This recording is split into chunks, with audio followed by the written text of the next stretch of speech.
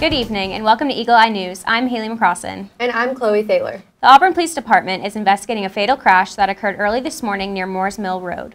Police are saying the vehicle was traveling eastbound when it left the roadway, struck a tree, and was engulfed in flames. 2 women were killed in the crash, a 20-year-old Lynette woman and a 24-year-old Auburn woman. The police department is still investigating the crash. Auburn's Department of Theater in the College of Liberal Arts is presenting Detroit from now through October 27th in the Black Box of Telfair Pete Theater. Detroit, a 2011 Pulitzer Prize finalist, comically exposes the raw nerves that hide just under the surface of a contemporary American life. Tickets are free for Auburn students with an ID. You can find the Black Box office online or call 334-844-4154. Auburn University announced that researchers are leading a $2 million U.S. Department of Energy project with goals of improving the economy and fuel efficiency. This energy project is one of 42 Department of Energy projects that total $42 million, with about $10.1 million going to the funding of 6 projects. Auburn University, along with Cornell University, Virginia Tech, and the University of Alabama, are collaborating in the research. In one of their last moves, the outgoing City Council approved the first step towards bringing a luxury hotel to downtown Auburn. Mayor-elect Ron Anders spoke about the development. It was an opportunity to bring a game-changing project to downtown Auburn, a first-class hotel that would really galvanize downtown Auburn and I think solidify downtown Auburn to the future by the type of people and activity that will be conducted there, whether it's through its restaurants or through its entertainment or through its room nights. And they needed an extra 10 feet to make their business plan work because of how they wanted to build their first and second floors. It also, that project gives us an opportunity to get rid of what I believe is the biggest eyesore in downtown Auburn, which is the old hotel, the University Inn, that stands there today. Its time is gone and it needs to be removed, and this is an opportunity for us to repurpose and sell and tear down that property and bring something new and fresh. The development will also feature restaurants and retail. After the break, take a look at how Auburn is helping victims after the hurricane. You're watching Eagle Eye TV, Auburn's news leader. Open road, here comes the Heffley family. Whether it's a short trip or a long haul. Estimated time, 47 hours. They will beg. You're hungry? I'm happy to provide. They will plead. Deep fried butter on a stick. But whatever you do, don't wimp out. Now you're talking. Make them buckle up. He can't hurt. Remember, safety first. Cheese curls second. Are you orange?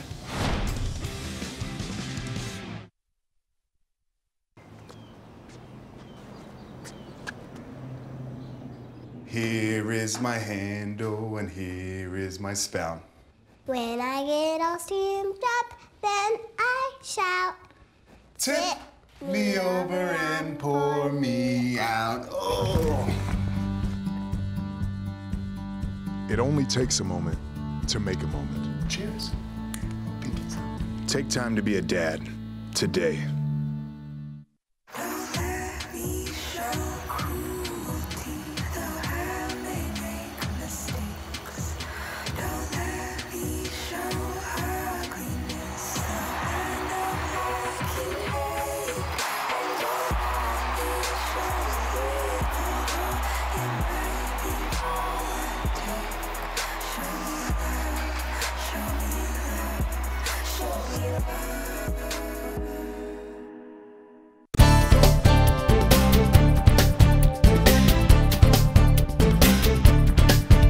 Amidst the aftermath of Hurricane Michael, Auburn Outreach is doing its part to help victims. Hurricane Michael was a Category 4 hurricane that hit Florida on Wednesday, October 10, 2018. The storm sustained winds of up to 155 miles per hour and a central pressure that made it the 3rd strongest storm to ever hit the U.S. I live on the east end of Panama City Beach, in between Panama City proper and the beach, and I live in a condo, so structurally it was still sound, but areas all around it were devastated. I live on the west end of Panama City Beach, and our house is fine. We have power, but we're not allowed to drink the water. There are still some residents of Florida that have not been able to get in contact with family members who chose to ride out the storm. My family evacuated up to Auburn, and they're still here. They won't be going back home until this Sunday. We can't get in contact with other members of our family who are still in the beach area. Not being able to get in touch with your families for an extended amount of time is really hard, and it's even harder knowing they make your mom go into work when no one's allowed to be there.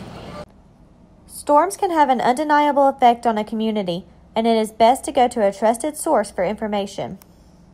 When you live in this type of community, you can either find good people or bad people, and especially when something this devastating happens, you definitely get both. You have people trying to help and then people just making it worse. Don't believe everything you see on social media. Storms and events like this can really bring out the bad in people and lead people to mislead everybody else by posting false information. There have been several areas around the country that have begun collecting items to send to those affected by the storm. Auburn University and Auburn Outreach has recently joined this effort. Definitely find a correct and legitimate website to donate to. Don't try to go down there right now. There's a bunch of leaders and things going on. You can find reliable information on michaelrecoveryinfo.com, a website created by Alabama Extension. Reporting from Auburn, Hope Sharp, Eagle Eye TV. The storm's death toll is now up to 33 people.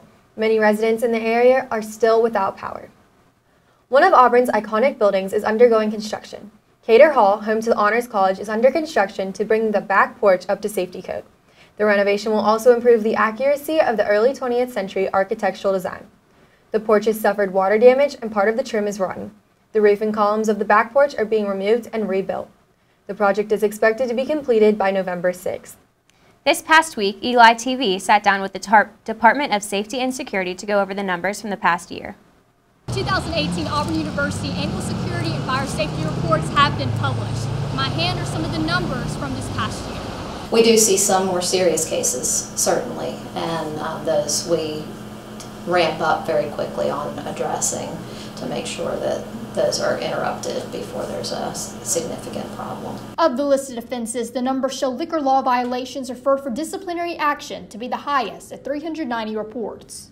I feel like that's a lot, but being on a college campus, I'm not surprised. I do think that our generation, per se, has a lower kind of standard as to what is too much, but that's just how college kids are nowadays. I don't think that's surprising at all.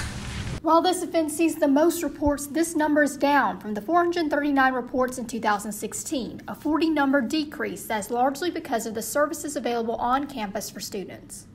A lot of different programs that are in place to help intervene if they do see that someone may be struggling with alcohol and help them evaluate their own alcohol use and come up with a strategy to reduce that. The report also shows an increase in stalking, with numbers rising from 38 in 2016 to 58 in 2017. Like 58, I guess, doesn't initially sound like that much, but when you think like in terms of, 365 days in a year, that's, considering there's 58 reports, that's a significant amount. What students may not know about is something called the Clery Act. The Clery Act requires us to use a specific definition of stalking, and it's not what everybody might think of as the definition of stalking. There are a lot of incidents included in there that may be relatively minor in comparison to others. So a lot of the things that are counted in our stalking statistics would not be considered stalking under Alabama law. As for the fluctuation in numbers, but when we start to see numbers go up on these types of crimes, we actually look at it as progress because we know these things are happening. But we know now that more people are feeling comfortable to report it or know about the resources available to report it. In Auburn, Kara Rhodes, Eagle Eye TV. The Department of Safety and Security is continuing to ensure students are kept safe by releasing a new Auburn Safety app that has features including a virtual friend walk home that is free to the public. This week's Pet of the Week is Winnie. Winnie is a sweet, loving, and curious black cat who loves to make new friends. I'm here with Winnie from the Lee County Humane Society. She is a fun, loving, curious cat here. She is 4 years old. She had kittens in June, and she has been here for a little while now, and she is ready to find a loving home. So Winnie is 4 years old, and she's been with us since about June 6th, I believe. So that is just coming up on 4 months that she's been with us, which is a pretty long stay even for a black cat like her. A lot of times black cats tend to stay for longer periods of time in the shelter, and really for no good reason, because they're all so wonderful and sweet. It's just people, I think, tend to have a bad taste in their mouth thinking that like they're bad luck or something like that. But Winnie is the sweetest cat there is, and I don't see how anyone could be anything but lucky with her. Since Winnie's litter this past June, she's been spayed and kept in great health. She remains a happy and curious cat that is eager to show new people some love. Winnie in particular is a great cat. She's hanging out with another cat in her kennel right now, so she's good with other animals. She may be a little cautious around dogs at first, but I don't think it would be anything she couldn't get used to. Winnie has been exposed to many animals at the shelter and seems willing to share a home with other cats and potentially dogs. She's just been hanging out, all by herself, and she really deserves a home of her own. But after she had kittens and finished nursing them, she was spayed and she's microchipped, up to date on all her vaccines. And the only thing future adopters will really need to do as far as like her health goes is she just needs a rabies vaccine, and those are usually $15 to $30 at a vet. Winnie is super inquisitive and interested, so as long as you keep her mind entertained, I think she'll be happy in whatever home she's in. Winnie is currently looking for a loving home and owner. She's available for adoption at Lee County Humane Society. After the break, hear about how mad a mom gets when her son takes her new car for a joyride. You're watching Eagle Eye TV, Auburn's news leader. I believe this is a practical world and that I can count only on what I earn. Therefore, I believe in work, hard work. I believe in education, which gives me the knowledge to work wisely and trains my mind and my hands to work skillfully. I believe in honesty and truthfulness, without which I cannot win the respect and confidence of my fellow men. I believe in a sound mind, in a sound body, in a spirit that is not afraid, and in a clean sport that develops these qualities. I believe in obedience to the law because it protects the rights of all. I believe in human touch, which cultivates sympathy with my fellow men and mutual helpfulness and brings happiness for all. I believe in my country because it is a land of freedom and because it is my home, and that I can best serve that country by doing justly, loving mercy, and walking humbly with my God. And because Auburn men and women believe in these things, I believe in Auburn and love it.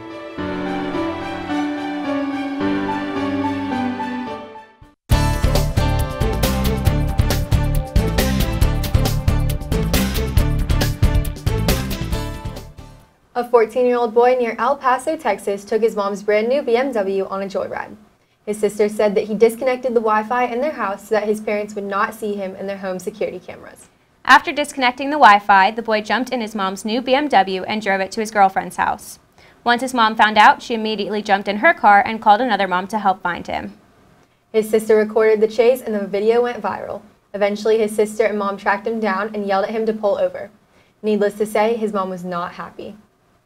That's all we have for you tonight. Be sure to tune in with us every Monday and check our website, eagleeyeauburn.com, for all the latest Auburn headlines. I'm Haley McCrossin. And I'm Chloe Thaler. Thanks for joining us, and War Eagle.